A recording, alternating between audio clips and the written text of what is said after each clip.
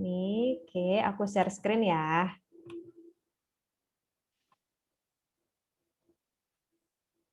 Oke, sebentar. Digedein dulu. Oke, hari ini aku mau bahas jurnal komunikasi antar pribadi.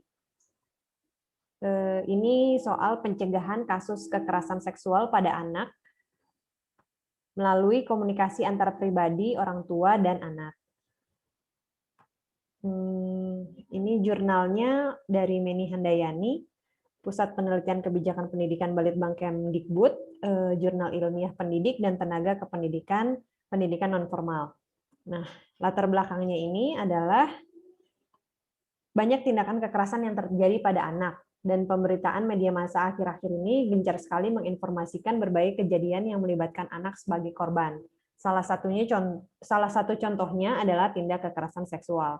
Nah, karena prihatin melihat kasus kekerasan yang terjadi di lingkungan masyarakat, padahal kita tahu anak usia dini ini adalah sosok individu yang sedang menjalani proses perkembangan bagi kehidupan selanjutnya. Dari lahir sampai sebelum anak memasuki usia sekolah disebut anak usia dini. Kekerasan seksual haruslah dihindarkan demi bisa membentuk perkembangan diri anak ini yang baik. Nah, secara spesifik banyak anak yang menjadi korban kekerasan seksual, tapi mereka enggan atau sukar menceritakan serta melaporkannya kepada orang lain karena sifatnya sangat pribadi dan rahasia. Lalu ada faktor lainnya yang menurut Sekretaris KPAI Rita Pranawati, kecenderungan orang tua mendidik itu hanya orientasinya kepada pendidikan akademik, bukan pendidikan mental. 60% orang tua di Indonesia hanya menanyakan persoalan pendidikan akademik, nilai, peringkat, dan hanya 30% yang menanyakan persoalan sosial mereka, misalnya soal hobi, permasalahan dengan teman, status media sosial, bahkan soal reproduksi. Nah, keterbukaan mengenai hal yang berkaitan dengan seksualitas ini sangatlah kecil. Ada juga kendala yang menghambat seseorang dalam melaporkan kasus kekerasan seksual. Anak korban kekerasan seksual ini tidak mengerti kalau dirinya itu sebagai korban. Korban sulit mempercayai orang lain sehingga merahasiakan peristiwa kekerasan seksualnya. Korban juga cenderung takut melaporkan karena akan mengalami konsekuensi yang lebih buruk di masyarakat. Malu terhadap lingkungan keluarga maupun masyarakat. Dan banyak korban yang merasa peristiwa seksual itu terjadi karena kesalahan dirinya sendiri, yang membuat dia merasa dirinya itu mempermalukan nama keluarga. Padahal kan nggak kayak gitu ya harusnya. Nah, KPAI mencatat bahwa selama tahun 2011 dan 2015 telah terjadi sebanyak 1.671 kasus kekerasan seksual pada anak. Jadi memang harus segera bertindak nih. Tujuan penelitiannya adalah untuk membahas pentingnya komunikasi antar pribadi, yaitu antara orang tua dan anaknya yang berusia dini, untuk memberikan pemahaman tentang perlindungan diri dari kejahatan seksual. Nah, komunikasi yang baik ini sangat penting antara orang tua dan anak supaya menghasilkan hubungan yang positif, karena komunikasi ini harus dibangun mulai dari anak usia dini. Hal itu dimaksudkan supaya terciptanya keterkaitan yang baik antara orang tua dan anak agar hubungannya harmonis. Nah, teori yang digunakan komunikasi antar pribadi sebagai penyampaian pesan oleh satu orang dan penerimaan pesan oleh orang lain atau sekelompok orang dengan berbagai dampaknya dan peluang memberikan umpan balik segera. Kemudian dilihat dari sisi hubungan diadik, ada yang komunikasi antar pribadi didefinisikan sebagai komunikasi yang berlangsung antara dua orang yang mempunyai hubungan yang mantap dan jelas, seperti misalnya hubungan anak dengan ayah atau ibu. Sementara, jika dilihat dari sisi pengembangan suatu hubungan, komunikasi antar pribadi diartikan sebagai bentuk ideal terakhir dari perkembangan suatu hubungan komunikasi non-antar pribadi. Ini diambil dari De Vito. Metode yang digunakan adalah metode penelitian kualitatif dengan melakukan riset yang deskriptif dan analitis, menekankan pada aspek pemahaman secara mendalam mengenai pencegahan terhadap kekerasan seksual pada anak, melakukan proses penemuan dan pengumpulan, analisa dan interpretasi data visual dan naratif yang komprehensif untuk mendapatkan pemahaman tentang bagaimana melakukan pencegahan terhadap kasus kekerasan seksual pada anak. Juga membuat deskripsi yang detail tentang situasi, kegiatan, atau peristiwa mengenai kasus pelecehan seksual pada anak, baik yang menyangkut manusianya atau hubungannya dengan manusia lainnya. Mencari pendapat langsung dari orang-orang yang telah berpengalaman, pandangannya, sikapnya, kepercayaannya, serta jalan pikirannya untuk mencegah kekerasan seksual pada anak. Menampilkan cuplikan dari dokumen laporan, data, sumber berita media mengenai kasus kekerasan seksual pada anak. Juga ada deskripsi yang detail tentang sikap dan tingkah laku anak yang menjadi korban kekerasan seksual. Hasil penelitiannya adalah pencegahan kekerasan seksual terhadap anak dapat dilakukan secara dini, yakni memberikan pemahaman kepada anak tentang seks secara bertahap sesuai perkembangan anak. Mengkomunikasikan tentang pendidikan seks harus diawali dengan menaruh rasa hormat, sehingga anak tidak menertawakan pertanyaan atau kata-kata yang sedang diucapkan. Nah, orang tua juga harus memberikan contoh bagaimana mengucapkan kata-kata sensitif dengan penuh hormat. Jadi anak bisa meniru sikap tersebut.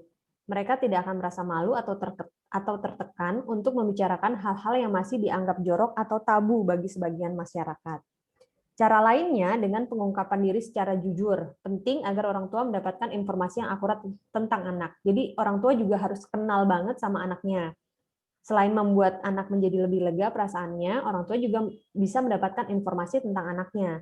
Bukan hanya soal pendidikan atau akademik, tapi juga tentang hubungan sosialnya, pertemanannya, ataupun media sosialnya juga.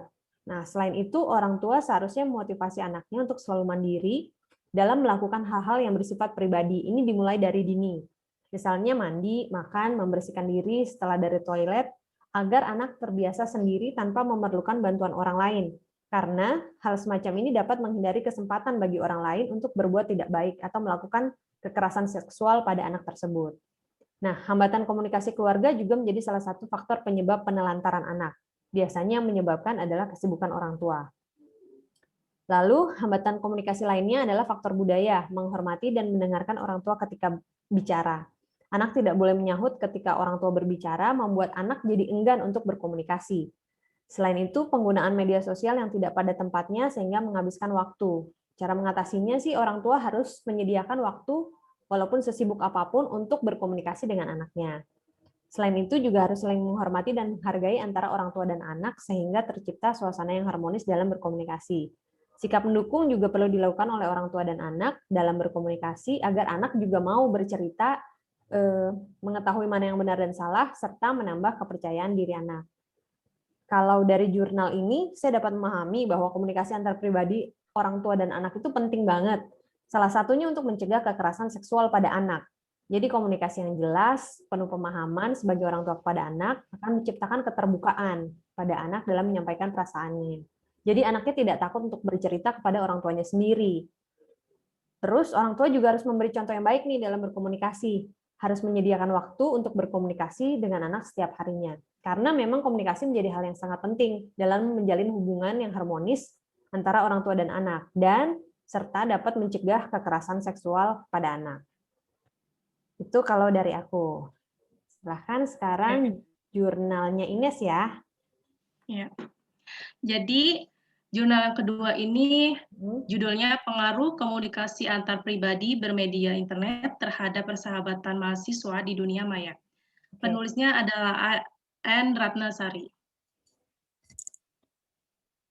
Nah, latar belakang dari penulisan ini karena aktivitas mahasiswa melakukan komunikasi antar pribadi menggunakan fasilitas chat di internet yang dilihat pada segi intensitas, daya tarik, ketergantungan, melakukan pesan dan pesan komunikasi pada saat chatting, pengaruhnya terhadap persahabatan di dunia maya sebagai salah satu bentuk interaksi sosial yang baru. Salah satu cara dalam memelihara hubungan di dunia maya adalah dengan berteman.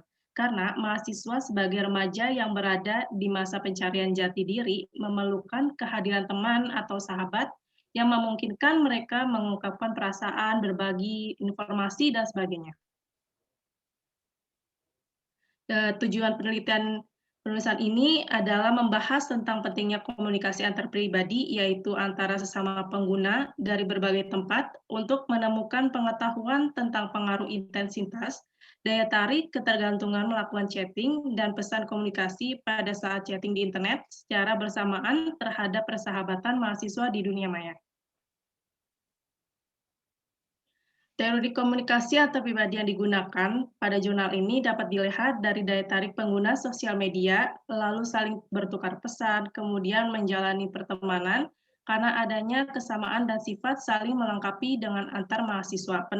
Penelitian ini berdasarkan DeVito 1997-238, di mana mengembangkan hubungan antar pribadi terdapat 5 faktor utama yang mempengaruhi, yaitu daya tarik fisik dan kepribadian, kedekatan, proximitas, pengukuhan, kesamaan, dan sifat saling melengkapi.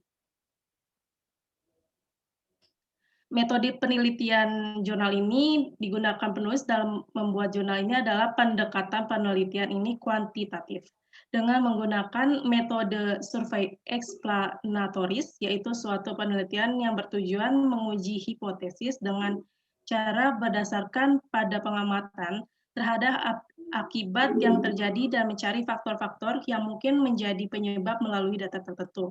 Objek penelitian ini adalah mahasiswa pengguna fasilitas chat yang mengakses internet di Kubusnet Bandung, tempat pelayanan internet terbesar di Kota Bandung yang memiliki 4 lokasi atau cabang.